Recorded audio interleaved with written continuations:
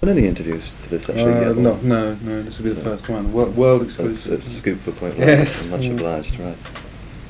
Well, I don't know, perhaps you could start off telling me something about your background, because all I know is you worked for Melody Maker. That's right, yeah. And you did the Fairport's book. That's right, yeah. And you're with music now, right? Well, music, that's right, yes, yes. Well, I started freelancing for NME in late '76, and was there for about 2 years, and then went to Melody Maker in '80. Was there for 2 years, and then been freelancing since. And the first book was Fairport, which came out in summer of '82, and I did a book for a company called Proteus about Simon and Garfunkel, which came out Christmas '82, but they've been having a lot of problems, which have been chronicled in Private Eye. Basically, then, well, I won't say what I think they are, but I mean they didn't do a terribly good job. And so Springsteen will be the third book for Plexus. Right. How did you first pick up on Bruce Springsteen then? It was on, well, sort of belatedly really. I mean, Born to Run, I heard the single, and very much liked it. I was on the dole at the time, and I couldn't afford to buy it.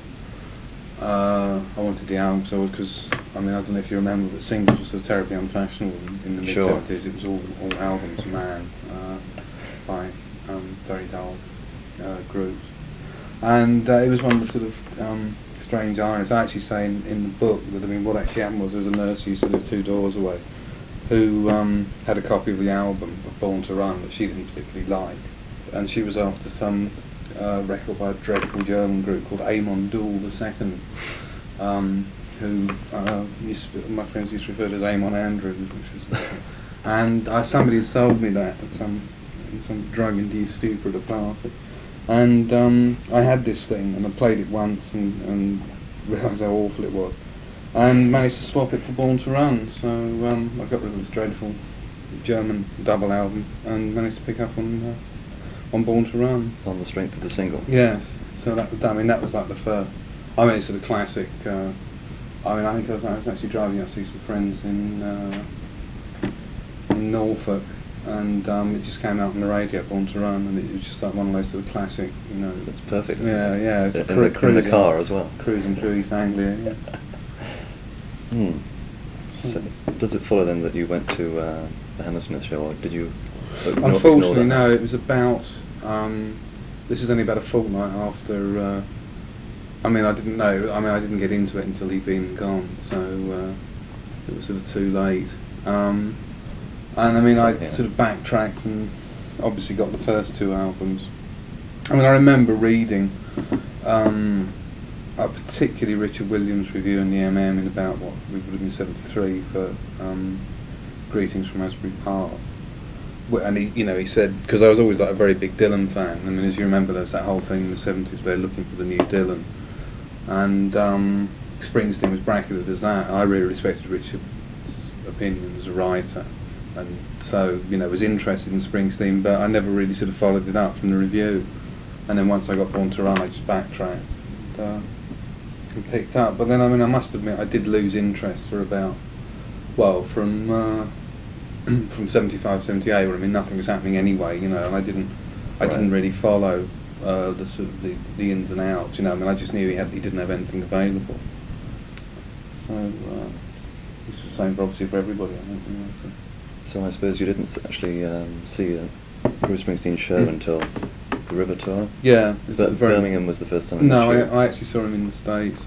Oh, you did? Yeah, I was really lucky. I did. And this is how I really got into the whole thing. I mean, I did. So this would be what, 80. I was working for the MM, and there was all these rumours that the album was coming, and then the River came out.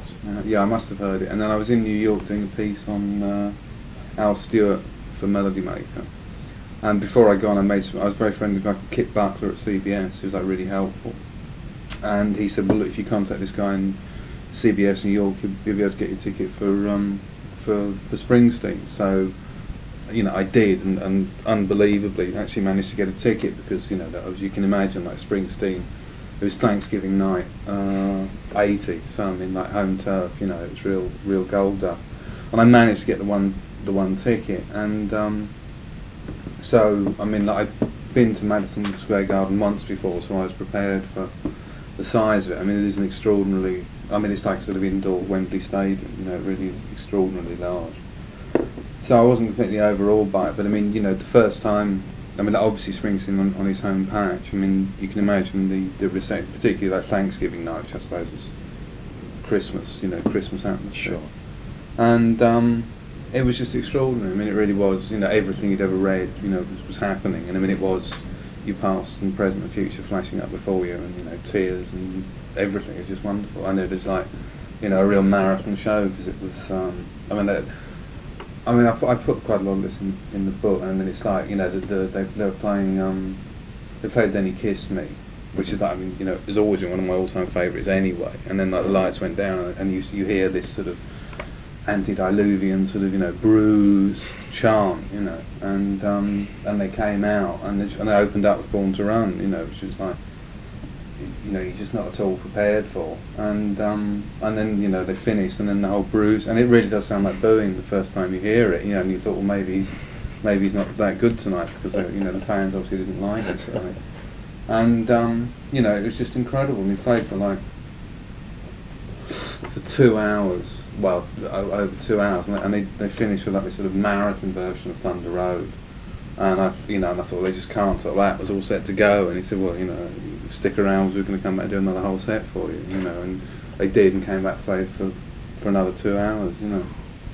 And it was just like, you know, it was the best sort of artistic experience of any sort, you know, I've ever had. You know, it's everything I ever wanted from art, and certainly from rock and roll, you know. So. Even though you'd read about his shows and oh yeah, you sort of, you thought you knew what to expect, it still surprised you. Yeah, it's you know, the effect is staggering. It's I mean, I don't think there's a live performer who can rival him, and I think that what he manages to achieve live is something very rare in any sort of art, you know, whether it's theatre or music or film. You know, there's that intensity and passion and commitment and sheer enjoyment and sort of thought-provokingness, and just pretty well everything, really.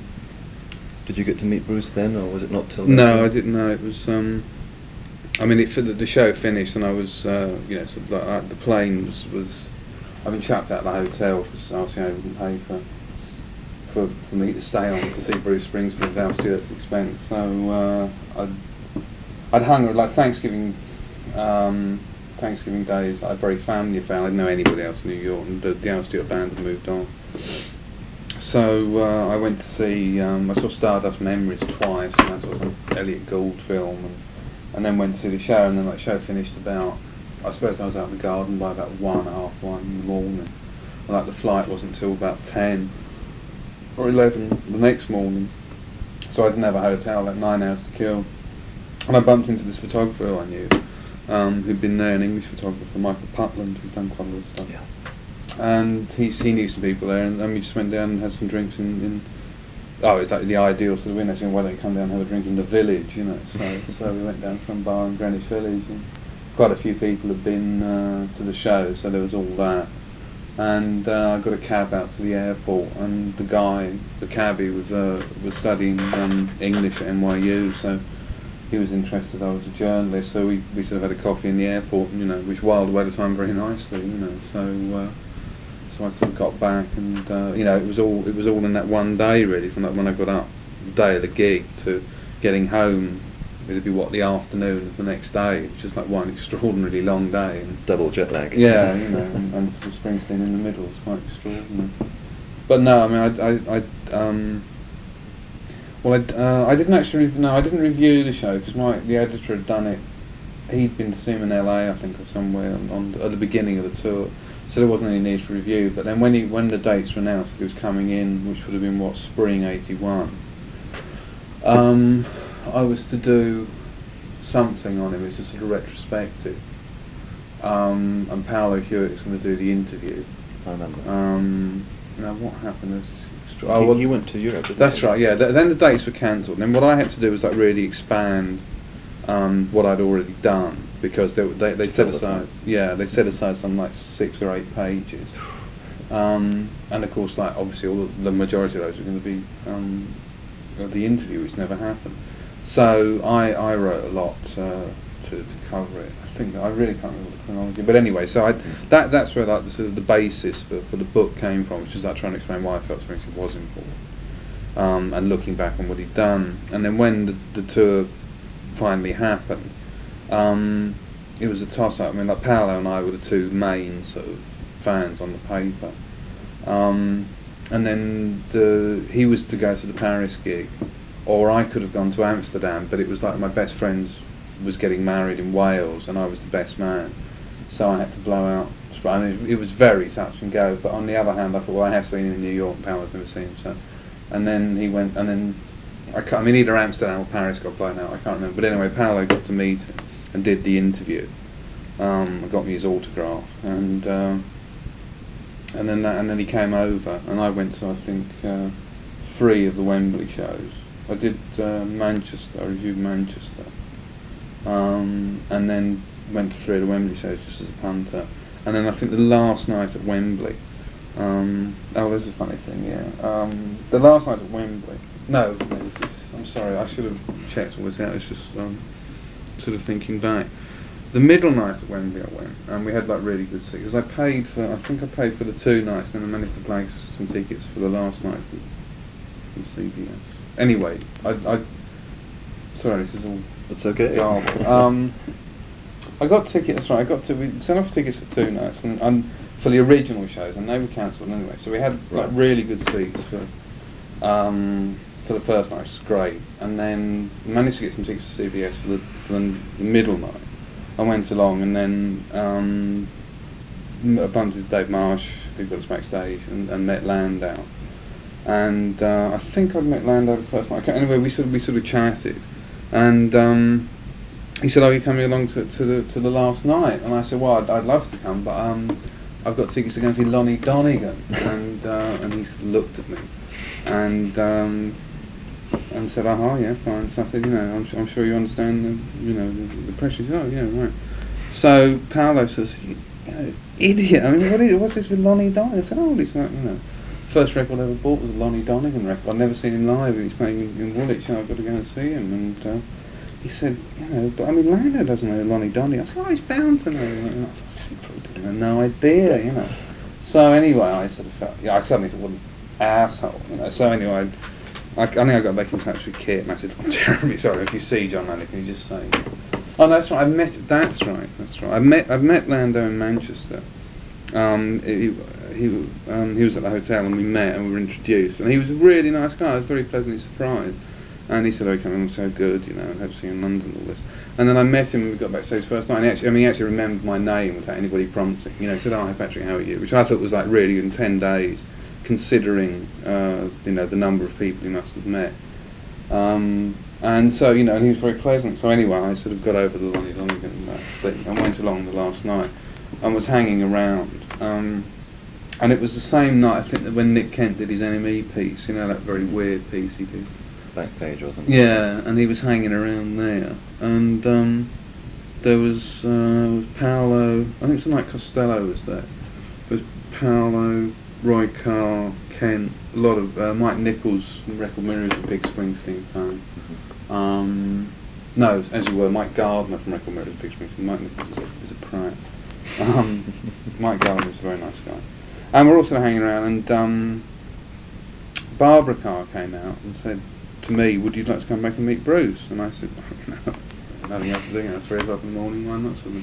Because I said to her, who I sort of met again at Manchester, and I knew Marsh. I'd met Marsh before, because Marsh, my current flatmate, was very friendly with Marsh and helped him a lot for his Who book, which has just come out. Well, he was involved with the All Pay books. That's right, yeah, Pete Hogan. That's right. So I believe I met him at Marsh's meal. Yes, you did, of course. Yes, of course. Yeah. So anyway, so there was that connection, and so there was like Marsh, and then I said to Barbara, look, well, I mean, if there's any way, I'd just really like to meet Bruce and just, sort of, shake the old hand, and and no interview or anything. So anyway, I mean, and I said it got to like 3 o'clock, I think, and I said, well, if nothing happens by 3, I'm off. And then about 3:15, she came up to me, like, come out and meet Bruce. And there's like Landau, Springsteen, Harvey Goldsmith, and it was just like, the band thing, hi, how you doing, terrific, and I did my usual sort of objective, I think you're wonderful, and it's a real privilege to shake your hand, and keep the faith, rock and roll. I mean, all the cliches, and he was great. And he was like, well, thanks a lot, really great, and that was it. And that's right. And it's always like, this is your life, isn't it? Then I did the thing, yes, and I did the chat, the fan, and then I sort of got out because there was like the backstage. Did you do the hanging around backstage bit? And there's a couple like, of nights. There's like the sort of perimeter, the wire perimeter, and then I got out and there's like Paolo and Mike Gardner and everybody, and I said, "Did you get his autograph? Did you get his autograph?" I said, "Oh shit, I forgot."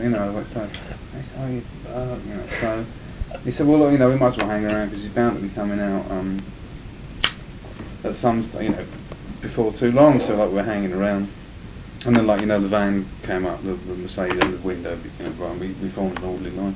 And I was allowed to the junior reporter's notepad, and I got to within about sort of like 10 feet of where Springsteen was sitting, and Landau was like in the back, and he sort of popped out and said, "Hey, what are you queuing up for? You should have got an autograph backstage." And I said, "Well, I didn't know that's the guy." He said, "No, he said, can't put the old the arm." I said, "Hey, Paddy, you don't have to, this sort of thing." And like everybody's going, "Oh, something really important, And I sort of got up to him. He said, "Hey, Bruce, look who's, look who's here." He said, "Hey, Patrick, how you doing?" I said, "Oh, I'm all right, So that was great. He said, "That's real. That's really been hanging around here for about an hour or so. That's real dedication, man." He said, "That's," and he wrote out and he said to Patrick, "Above and beyond the call of duty, Bruce Springsteen." He gave it to me. That's the one. So I easily put that. So I mean, that's the only time I've actually met him. To cut a long story short. Right. I got much the same impression when I met him at Frankfurt the first time. Yeah. And it's amazing how he remembers people. Yeah. It's hard to believe. Mm. So the idea for the book started when you were waiting for the tour and the cancellation? Yeah, well, pretty much. And the original idea was I was going to do it with Paolo because we just saw. I mean, he'd actually met him, and I'd done the sort of background work. And I should say that the original piece I did. No. Here we go again. The first long piece I did in Springsteen for the Maker was when it relaunched, and I think it would have been about the time in River, so it would have been late 1980. And I did a page feature on the bootlegs and sort of leading up to. No, I think it was just before the River came out. That's right. I remember the one. Yeah, there was a big MM was relaunching. There was a big hullabaloo about it, and because in anticipation of the River, I did a retrospective, and I got sort of because I hadn't really been a bootleg collector. I got some odds and ends, but not. I mean, like I've got quite a lot of Dylan stuff bootleg, but not much Springsteen. And I did this piece, and Neil Gibson, who I'm sure you know, wrote, and so I thought, it's a very good piece, but there were one or two minor inaccuracies. I proceeded to the 5-page letter. I heard about that. Yeah, so that sort of pointed out a few things, and then I got into. I sort of kept in touch with Neil, and then he got me a tape of the Thanksgiving night show I'd actually seen in New York, which was like the full 4-hour thing, which was great, which I was really indebted to. And he was really good at sort of saying, well, you should meet, this guy's good on this, and he put me in the right direction. I finally met him when he came down for Wembley. So by sort of mid '81, I'd actually accrued quite a lot of bootlegs and cuttings and stuff, and then had sort of access to the MM files and I'd actually managed to get obviously was born to run the book and everything. There was actually quite a lot there. And then the original idea was that Paolo and I'd do something, but then for various reasons, we were all really busy, and then sort of Paolo was getting pretty pissed off at him, and it never happened. But anyway, I had this idea for a book because I'd done Fairport, and I just finished Simon & Garfunkel, and I was looking for something else that might occupy me. And Springsteen said, "Look, if we could get something out really quickly within the time." It wasn't going to be like a quickie scissors and paste job, but I mean it was going to try and be something that would catch the momentum of the European days. And for various reasons that didn't happen because I neither was particularly happy at MM, and then the Simon Garfunkel had been dragged on, and then I left MM with freelance, and then what actually happened just before I left the MM, there was a photographer called Lawrence Kirsch. I met him, yes. Yeah, and he said, "Oh, you've got to." He knew Mike Zabroff. Right. And he said, well, I mean, you know, if you're at all thinking about doing Springsteen, you've got to get in touch with this guy Chris Hunt. He's got like everything, you know. And so it was Lawrence who initiated it, and then Lawrence. Well, I don't print this, but I mean, he was being a bit of a pain about credit. I mean, the original idea for the book was that I do an introduction, Lawrence would supply all the photos, and Chris would supply the files. So it's going to be like a three in one job. Yeah, which would have been great. But then Lawrence, and this is like way off the record, Lawrence got to be a real pain. He wanted to do all the photos, and sort of Hogan at Eel Pie realised that, you know, he's got some great photos, but to exclude really good and rare photos just so Lawrence could get them. So anyway, but I mean, to his credit, back on the record, you know, to Lawrence's credit, he did actually introduce me to Chris, which was great. Right. And then there's like Chris, Mike Zabroff, and I. So, sorry, when did you meet Chris? I didn't actually meet him till about... Or contact? I think I contacted him, it would have been about, I don't know, 82, mid-82, I think, Since the tour? Yeah. Mm. And I think we actually signed contracts at the end of 82. And then the idea was that he would do the files. The Bruce files, the legendary Bruce files, and I'd do an introductory essay, and then there'd be the best of the rare photos and memorabilia and cuttings and posters and everything. So from being like a 3-man operation, it went down to 2. Although, I mean, I don't know what, they will be using quite a lot of Lawrence's photos, but yes, I gathered at first it would be, like you say, a 3-way thing. I didn't understand what had happened about Lawrence. No, well, he I think, I mean, off the record again, I mean, I think Chris was saying, and I think Mike Zabroff was saying that he was a bit of a hustler, and he was a Springsteen fan, but I think he was more interested in his percentage. And he has got some great photos, and I think he might end up with a cover shot on a lot of stuff, but it just seems stupid to exclude, you know, like rare photos and unpublished photos solely to include Lawrence's stuff. So I think at the moment what we're going to have is a good balance of the best of Springsteen photos, you know, and posters and memorabilia and buttons and badges and, you know, everything that Chris has got in his magic. Should be really good. That's good idea. Put it on pause and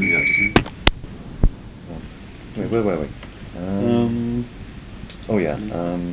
Talking about the sort of idea behind the book. This sort of preview, or whatever you call it, from Plexus. Yeah.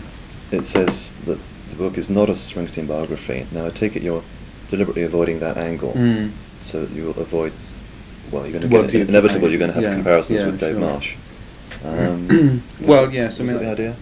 Yes. I mean, you see, I see it. I mean, it was originally the biographical stuff was going to be kept to an absolute minimum. I mean, I think. I mean, there was sort of an intro thing about why I said. I mean, from my point of view, there was an intro thing saying why I thought Springsteen was great and why I thought he was, you know, valid and important and fun. And then, and like the actual biography, there was that born freehold, blah blah blah, whatever, you know, 1949. Hated school, only read 3 books of pleasure, saw Elvis Presley when he was 8 or whatever, and then went virtually straight into Asbury Park sort of thing, and therefore avoiding and bypassing, you know, Steel Mill and the whole thing, you know, because the way I saw what I wanted to do is like talk about the music and only touching on his life in as much as it affected his music, but the publishers made the point that, you know, you had to have some biographical stuff in it, so, you know, people, because I mean, of course, it's terribly easy if you're a fan to assume that everybody knows everything. But I mean, obviously, we're trying to reach as wide an audience as possible with the book. So obviously, we're going to be selling to the converted a lot of the time. But I think a lot of people who only got into Springsteen on the River tour don't know much about him, you know, and so it was beholden unto me to to put some biographical stuff in there, but I kept it down to a minimum, because I mean, like, all the stuff about date of birth and how many sisters he's got and what schools he attended, I mean, that's all in Chris's stuff. Exactly. So I've kept it. I mean, obviously, because I mean, this, our thing. I mean, Chris has done it as a fan and probably knows more about Bruce Springsteen than Bruce Springsteen does. I've done it just as a journalist, as a fan, as a critic. So I mean, it is objective. I mean, Marsh obviously knew Springsteen knew him, Springsteen trusted. So I mean, he's got the quotes, he's got the access, the inside job. I mean, and it's a fine book. I mean, it manages to be subjective and objective. Yes, the fan and the critic. Yeah, which is ideal. I mean, unfortunately, I mean, I did write and formally request an interview, but it was after the end of the River tour, and he just wasn't doing anything. Yeah, he stopped doing everything. So a very nice letter back from Bob Carr saying sorry. That's what it is. So we obviously didn't have that access, but when you consider what hasn't actually been part, because I mean, for a start, Marsh's book only really goes up to Darkness. I mean, it does include the River, but I mean, even in the sort of rewrite, it's not as comprehensive as I think you would have liked. So what we've got to work on is the River fully, Nebraska, the sort of solo E Street Band stuff, and I mean, more importantly, the impact of Springsteen on Europe. It's going to have a very European angle. Yeah, well, that was one thing that attracted me to doing the book. I mean, apart from the fact that I think he is like the greatest living exponent of rock and roll. He said objectively. I think that the European angle is very important, because I think if you put it in the context of the period, he really was a sort of rock and roll saviour. I think that. And because he'd become this sort of this legendary figure. Because I mean, if you look at, like researching it, I'm going a bit off the track here. No, that's okay. Fill it. Sure. I mean, if you actually look at, I think basically he is a pretty boring guy. I mean, like with Dylan, there was always this incredible mystique. Dylan had his ability to invent and reinvent himself constantly. And with Springsteen, he's never done that. I mean, he genuinely is. The only time he really, I think, comes alive is like in the studio or on the road. And I think he genuinely does live for his art and his craft. And consequentially, once you get away from that, there's the odd anecdote, about him meeting some fans and going to their house, and and he's a very nice guy. He really is Mr. Nice Guy. I mean, I think I say in the book, I mean, he really is a sort of a rock and roll fairy tale. He's Mr. Nice Guy. He really does care about the fans. Everything you dream about. Yeah, which is great. But I mean, there is. I think it was Chris who actually said. I mean, there is just like the one Bruce Springsteen interview, which is about how rock and roll saved his life, and it can save yours, and you must never give in, and you've got to keep on, and you've got to follow dreams, and all that stuff. That's what it's all about. Yeah, and over the years, that has been like the one Springsteen interview, which is like the man, which is great, that he believes that. But I mean, when you actually get off, if you get away from the records and the and the gigs, there's not really a lot there.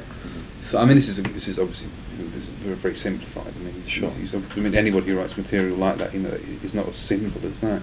But I mean, what interested me was like the impact he had in Europe, and the way that he was sort of all deified. Because looking at him, I mean, there's only been like 6 albums over 10 years. 11 more, years, isn't it? Yes. Yeah. And I mean, his actual output is very, very limited compared to the actual amount of compositions he's produced. Yeah. I mean, it's very, very small. It's real tip of the iceberg. So I mean, I think to inspire that dedication on the evidence of such a remarkably low output, official output, is quite interesting anyway.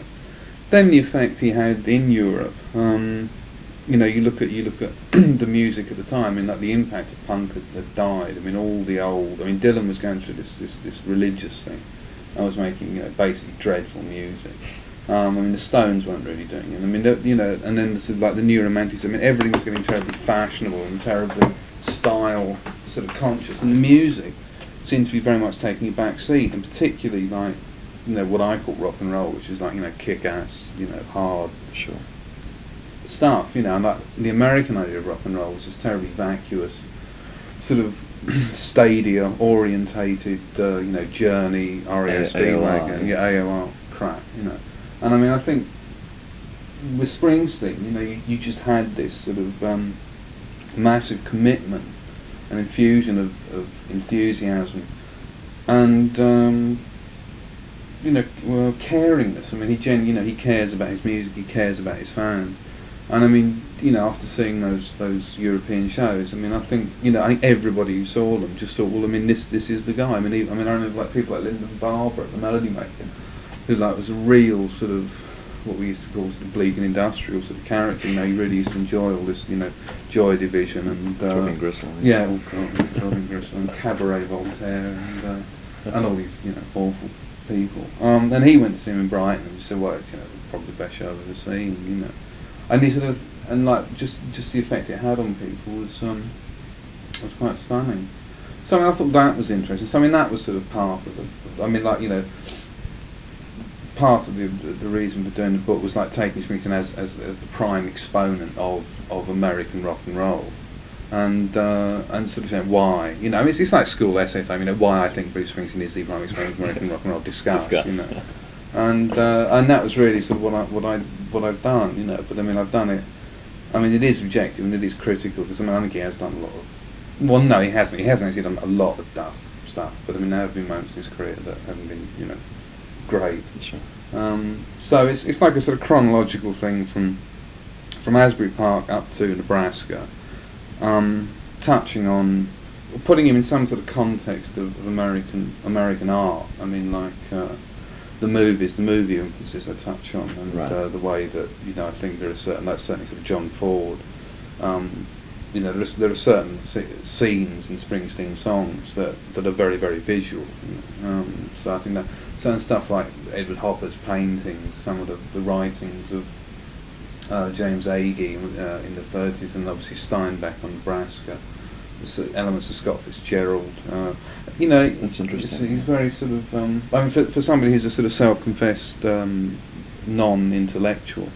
You know, I think you can. There's a lot of influence. Yeah, there is. I mean, the danger of doing that. I mean, the danger of what I've done is of inflating somebody. I mean, it's, you know, you can get this very bad way of writing about rock and roll. I think Marsh is guilty of it to an extent in this Who book. I mean, I think it's a very admirable book, but I think it's too serious, and I think it's too intense and intellectual. I know, which is what I'm worried about. What I've done on the Springsteen. Well, it sounds very much how I feel about American music criticism nowadays. It's very serious, especially about the British bands. Yeah, the Who, they're elevated. Yeah, that's right. Distorted, really. That's right. I mean, I think you can justify it to a certain extent with Springsteen, because I think he comes from this whole. I mean, rock and roll is an American tradition. I mean, okay, you can trace the roots back to, you know, to Africa and to, you know. But I mean, rock and roll, as we know it, you know, from like when Elvis Presley went into Sun Studios in 1954. You know, I think that you know, he's working within that framework, and because it is so American, you know, the terms of reference that he uses, that he's grown up with, are not alien to English audiences. I mean, like the first time I went to New York, or the first time I went to America. You know, because I'd seen movies and listened to rock and roll, it was almost like going home. You know, I think a lot of English people find that certainly in Springsteen's work, which is, you know, one area of his own criticism. But I mean, this whole thing about the highway and the car and everything. The mythology, right? Yeah, you know, that mythological aspect of it, which he very much lives. Oh yeah, in his own way. Oh yes, I mean, you know, I think he is a man who's true to his art. You know, I don't think there's anything bogus about it. So getting back to the book, you feel it's going to sort of appeal beyond the collector market?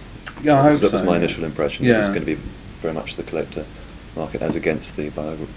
Well, I think I mean, the very nature of Chris's stuff is. I mean, quite honestly, I think it's only real diehard fans who are going to follow it through from, like, you know, page 1 to page 190, whatever, of his stuff. But I mean, it's his section is certainly a thing for dipping into. You know, I mean, it is fascinating to read. You know, and you know, you've got everything you could ever possibly want to know about Springsteen, and Asbury Park and the E Street Band is in there, you know. And I think that will appeal. I mean, the idea is that, you know, that's like for the collectors to get everything in between two covers, you know, that you've ever wanted to know about Bruce Springsteen. Like, Chris is the best guy to do it. And then my thing I see as a sort of introductory thing about, you know, if you bought this book, you know, one of the reasons you made what it is because, you know, I think, you know, blah blah blah blah blah, you know. So I mean, hopefully it will appeal to the collectors and to the new fans. You know, so. Sure, because as you say, a lot of fans only picked up on Bruce since the River and since the tour. That's right. Yeah. I myself didn't get into him until 79. That's right. There's a lot that sort of isn't known, you know. And I mean, I think you can with the bootlegs, with you know, listening to the albums, with the access I had to Chris's stuff and to other, you know, people who very kindly lent me stuff or gave me their opinions. You know, I think you can get an overview of his career, and you can trace the themes that are in there, that are in his work. And I mean, I think you can explain why, you know, he does use the car, why the highway is you know, comes to mean this, and it, you know, that he can actually, you know, part of it is actually is making cliches, you know, valid, you know, and the other half is completely disposing of the cliches. Talking about bootlegs, are you covering a touchy subject there? Well, yeah, leaving it to Chris. Well, Chris has done a very detailed breakdown. How much of it they're going to use, I really don't know, because I mean, you know, it is illegal, immoral, and fattening. I was going to say, I imagine Chris would have been doubtful about using it. Yeah, it is a very touchy. I mean, I've touched on it in my part of the book. It's the old argument, you know. I mean, you know, well, you know it. Everybody, you know, who reads this knows it, because I mean, it's like, you know, you've got everything official anyway. If you've got access to other stuff, you know, if I mean, well, I mean, I'm sure I don't have to repeat the arguments, but exactly. I mean, we do. I mean, one thing that I talk about in my essay is the dedication of the fans, and in talking about that, you obviously have to talk about bootlegs. I mean, I use certain songs that I regard certain like key songs that were never released. You know, I discuss sort of more widely in the context of my piece, but also talking about the dedication of the fans, which, you know, whereby he has become, and probably the most bootlegged artist in the world. Certainly up there with Dylan, if anybody. Yeah, I mean Dylan. There haven't been that many Dylan bootlegs sort of recently, because I mean, he hasn't done anything decent for 5 years, you know. But by now, I would think that, you know, Springsteen is certainly up there. And I mean, that in itself is a phenomenon that's fascinating, you know. Sure. I mean, like, you know, now you've got bootleg videos, you know. I mean, which is, but I mean, it is a tricky subject. I mean, I think as a fan, you know, you're entitled to access to an artist's work, but on the other hand, the artist dictates what he puts out, which is fair enough. But I think we all like, you know, to have a peek. I mean, it's like there was that thing, a tricky subject. I mean, there's a documentary, The Unknown Chaplain, that was on about 2 years ago. Now, it was just Chaplin, you know, who's arguably sort of the world's finest comedian, you know, a very talented filmmaker, a legend. And this was stuff that he did, you know, was unaware was being filmed, or stuff he didn't deem fit to be shown. And like, to see it, you know, really gave you an insight into his craft, you know, and into his art. And I think with Springsteen's unreleased recordings, there's that same thing. Very much so, especially with, as we've said, the amount he composes compared to the amount he releases. That's right. Which is exceptional. And I mean, you know, latterly I've been really fed up with him, because I mean, I think everyone is. Yeah, and it's painstaking. I mean, again, I mean, you know, on the one hand, it's great that he actually cares that much to ensure that the fans do get the best deal. But on the other hand, you know, I mean, you can only go so far. Yeah, I think, you know, I mean, Nebraska was great because it was totally unexpected, and I mean, it was raw and spontaneous. It was spontaneous, which was great, you know. And I think he, although he may have lost quite a few fans with it, I think the ones who really care about him admired and respected him for doing it. And I just wish that, you know, because I mean, you know, it's only a guitar solo. I mean, it's like, you know, see on Nick Lowe thing, it's not going to save the world, you know. I mean, just get in there, bash it down, whack it out, you know.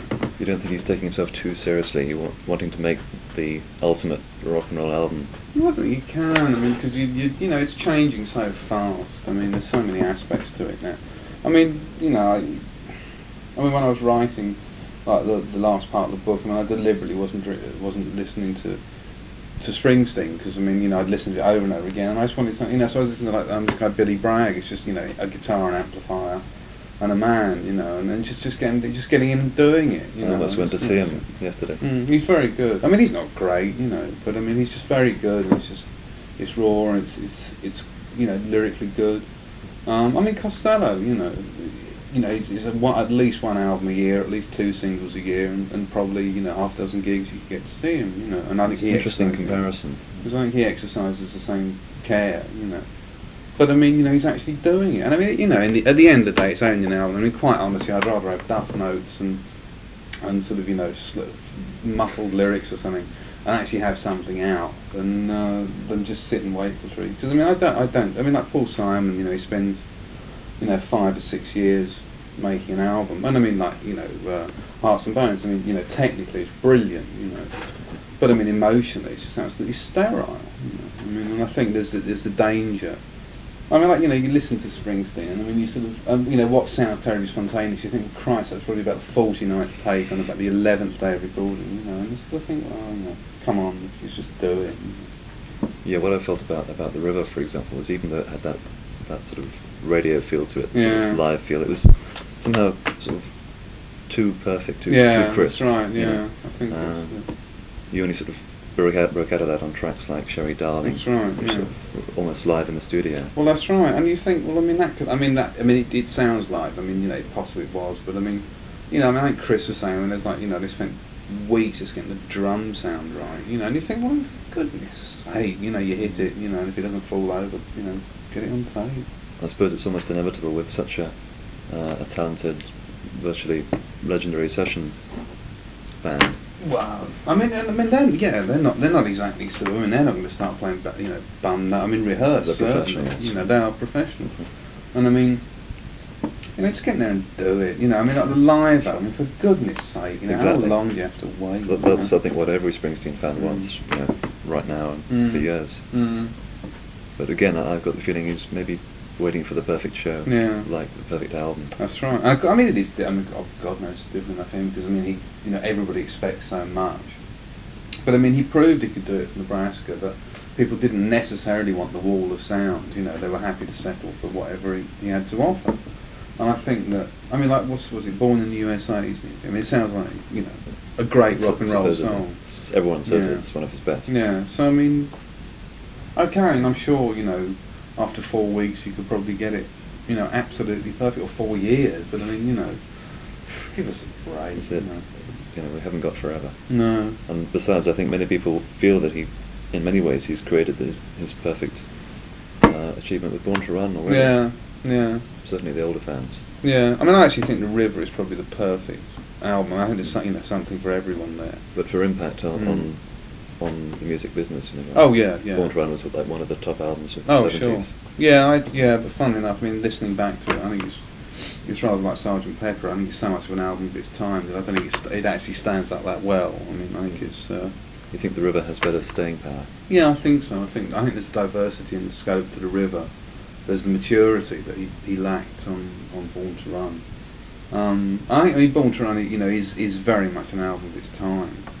I mean, it's interesting, you know, because I mean, it came in exactly halfway through the decade, you know, and it was before punk, and it was like you still had the legacy of, you know, Boring Old Farts, and I mean, nobody seemed too sure which way it was going, and I mean, it just surged out at you. Right. But I mean, like 10 years on, you know, some of it is really rather embarrassing to listen to. I mean, you can listen to it because you've seen him live, you've heard the song live, and that carries through. But it's still, I think The River is, because of that diversity, because you've got something like, you know, Ties That Bind, which is like just a great down the line rock and roll song, and something like Wreck on the Highway, which is like a really sensitive, wide-reaching, thought-provoking song. You know, I think and in between you've got something, you know, that sort of covers the spectrum. The balance you couldn't achieve before. Yeah, I think it's because I mean, like Born to Run was up, you know, and Darkness was so down, you know, and The River sort of levels it out. I mean, I think, you know, Nebraska is great.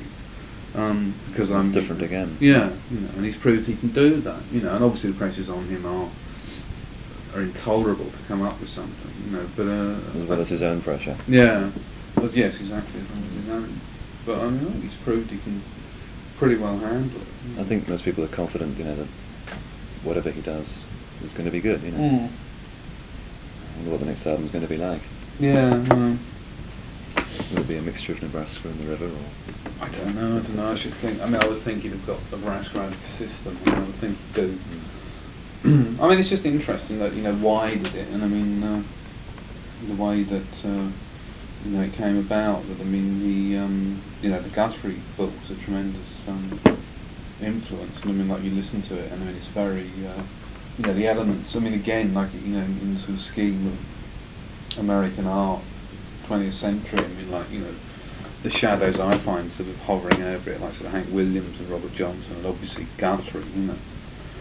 And I mean, he, you know, he just immersed himself in this sort of in that tradition, you know, and the sort of elements of Steinbeck and stuff, you know. So he, I mean, he can do it, you know. I mean, he in that long musician interview with Dave Marshall around the time of the River, you know, he's talking about like Jimmy Rogers and Hank Williams and the country tradition, which is very interesting, and like the rockabilly thing, you know. So I mean, you know, he's, I mean, you know, that's one thing I think that he might pick up on yet another American style. I mean, there's so much. I mean, like, so versatile. Yeah, I mean, he could do. I mean, like, he did John Fogerty's stuff on the last tour. I mean, he picked up. He sort of rewrote that Jimmy Cliff song.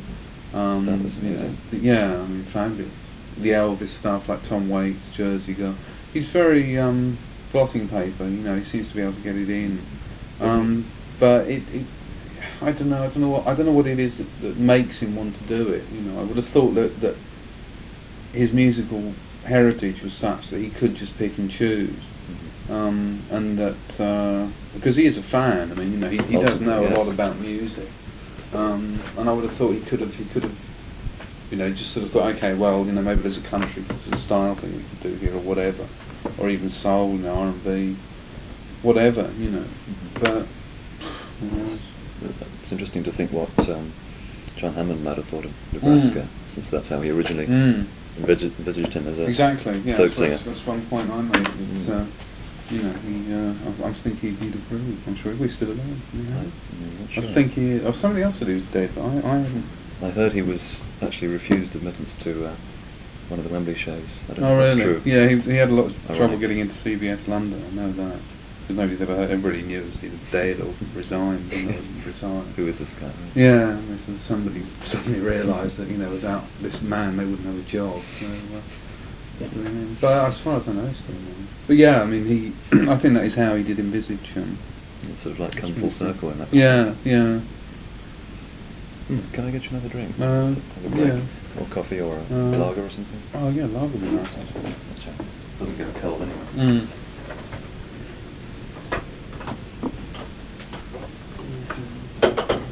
Have you got a title for the book yet, or just working titles? No, it was going to be what was it? Reasons to Believe, which they didn't think was a very good idea, but everybody just said, "Oh, I mean, isn't it great to see a book about Tim Hardin?" You know, so I think it's not really good. I mean, that's, the working title is Fire on the Fingertips. Chris is quite keen on Tramps Like Us. So it's still much, pretty much it's not, yeah, it's indefinite. Yeah, so I'm just waiting to see. I like Fire on the Fingertips. I think it's got an urgency to it, you know. And, yes, it's a good one.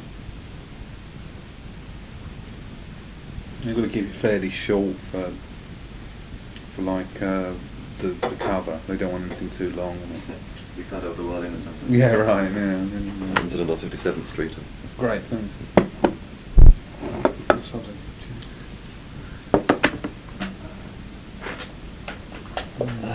You said you might put the book out to coincide with the tour, or the album rather, whichever materialises first.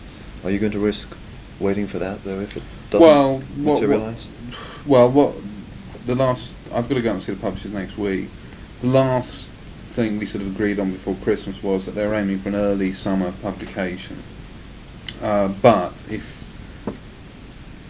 Chris's stuff is all in, if my essay is satisfactory, they could have it ready. And so if word, so like we're just all waiting, you know, for news or anything. Sounds like it's as good as ready. Yeah, to try and, you know, I mean, obviously from our point of view, it'd be ideal to coincide with an album, or I mean, with a tour particularly. Ideal. You know, that's actually perfect. But you wouldn't actually rewrite or add another chapter? I don't think so. No, I think, I mean, like with Chris, and we sort of thought, right, well, let's take it right, we'll get it really comprehensive up to the end of '83. Right, because you couldn't cover the album and the tour anyway. No. Not if it was going to come out before. I think you've got, no, I don't know. I think at best it'd be like a very hasty patch on job. I mean, I've just been doing this thing about Lennon for a Ray Coleman biography. I've just done about 2 long essays on his music. And you know, it was all sort of happily wrapped up, and then Milk and Honey came out. So like, there's been a sort of hasty sort of rewrite to include that. And I think it'd be this, and like this guy Bob Shelton, I know, has been writing this Dylan book for 20 years, and every time he finishes it, you know, he has to keep rewriting, and it just becomes like this sword of Damocles, you know, and you can't ever finish it. And I think, I mean, you know, fortunately from my point of view, Springsteen isn't that prolific. So, but I mean, I think. Obviously, if like it came to a point where there was obviously going to be an album, I could get a pre-release tape and actually could sit down and listen to it, and if anything immediate suggested itself, like, you know, this is evidently based on, or this comes from, or that follows on from, you know, we try and include it. Otherwise, probably not. I mean, you know, Chris could probably get everything right up to date with his thing.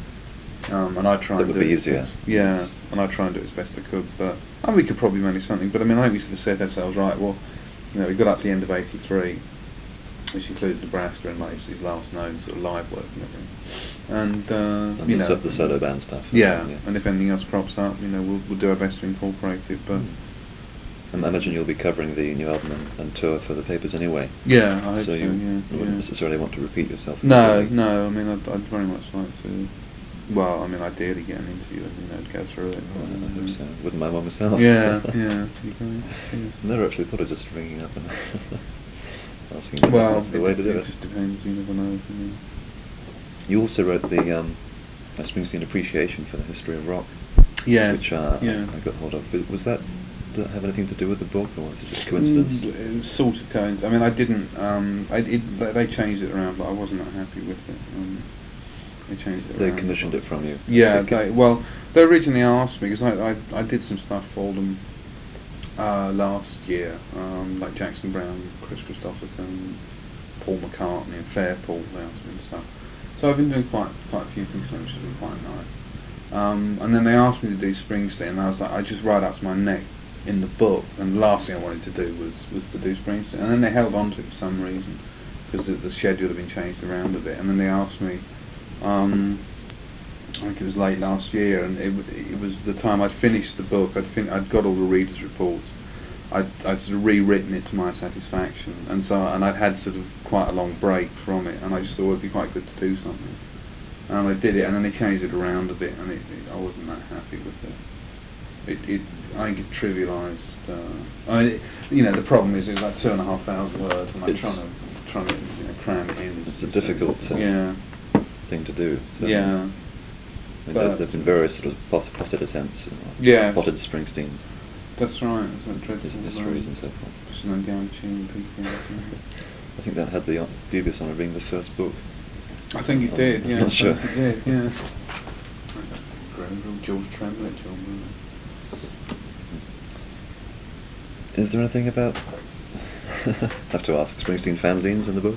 Yeah. I mean, again, is Chris covering that? Well, he does the fanzines. I mean, I've found I've quoted from interviews from fanzines.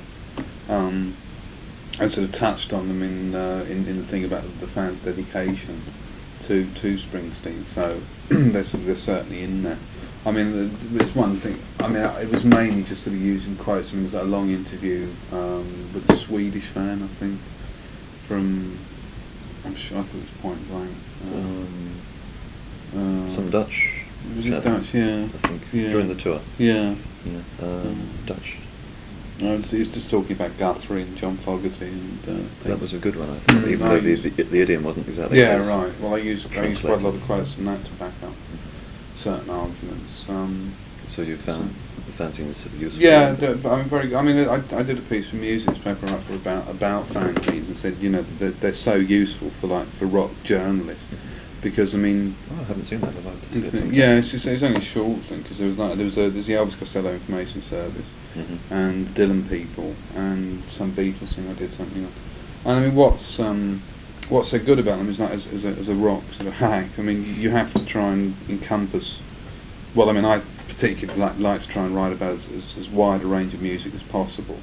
And I mean, I obviously have my own sort of deep favourites, like I mean, Springsteen, Dylan, Fairport, because you know I was a fan and I wrote the book and I kept in touch with a lot of fans. So, and Simon Garfunkel to a lesser extent, and the band, Phil Oakes and Graham Parsons and all these sort of people I'm very fond of.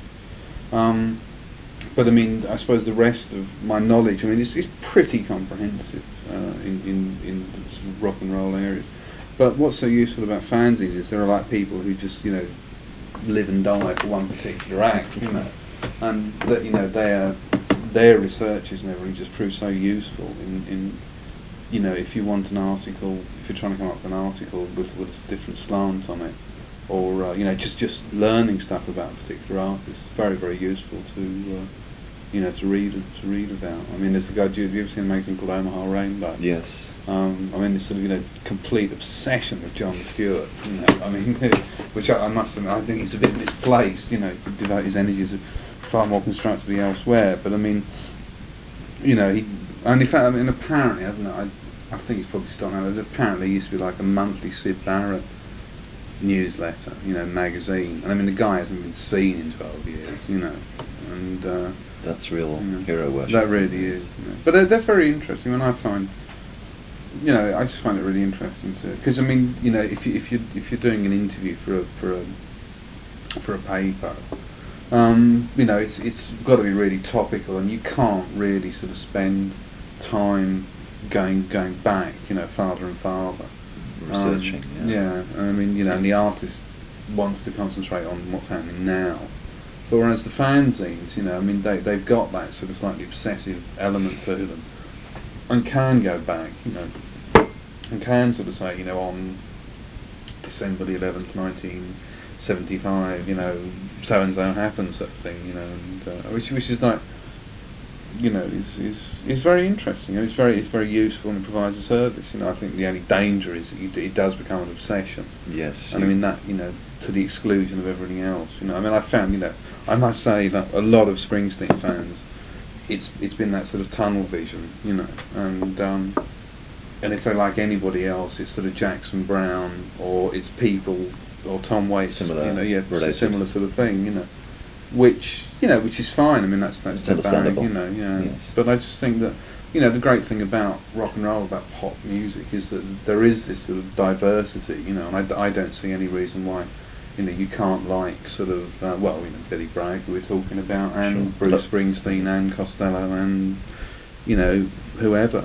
That's right. I'm sure the last thing Bruce himself wants is for all his fans just to follow him the rest of their lives anyway. He wants them to go out and do, if not exactly what he's done, take the same attitude. That's right. I mean, you should look at an interview with him and, like, his terms of reference, very, all embracing, from like Jimmy Rogers in the 20s right up to The Clash and, Tom Waits and, a lot of new bands, Edmonds is not exactly, Dave Edmonds is not exactly new, but I mean, he's got a very healthy, pedigree. So, I mean, I think that's good. Yes, he's certainly opened up a lot of music to me. I mean, he's probably playing, I imagine, much the sort of stuff that you grew up with. But for me, there's a lot of stuff I never heard before, which was totally new. Often, in fact, his versions of other people's songs have struck me sometimes more than his own. In ways, because not only his versions, but the original versions have come alive. Yes. Yeah, he's one of the few people who can actually do an oldie, and really make it convincing and not treat it. Give it something else. You can give it another thing. I think in the same way as, there's very few albums or performers who actually could do that. I mean, listening to like Lennon's rock and roll album. I mean, I think that's great. I mean, it's almost like the ideal John Lennon album. I mean, that was his roots. Bruce would do that. Yeah, I mean, that would be absolutely perfect. Because it is. I mean, you've got this whole sort of rock and roll heritage. And you can do it like the way he did the Presley stuff on the last tour.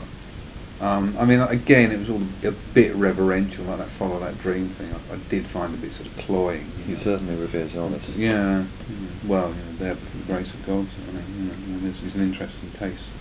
I suppose we have to be grateful for that, because without it, he wouldn't be the way he is. Oh, sure. I mean, I think like you read.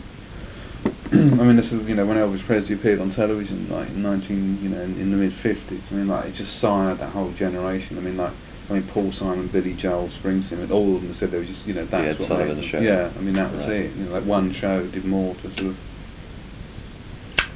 to influence that generation. Arguably, rock's most literate and influential generation.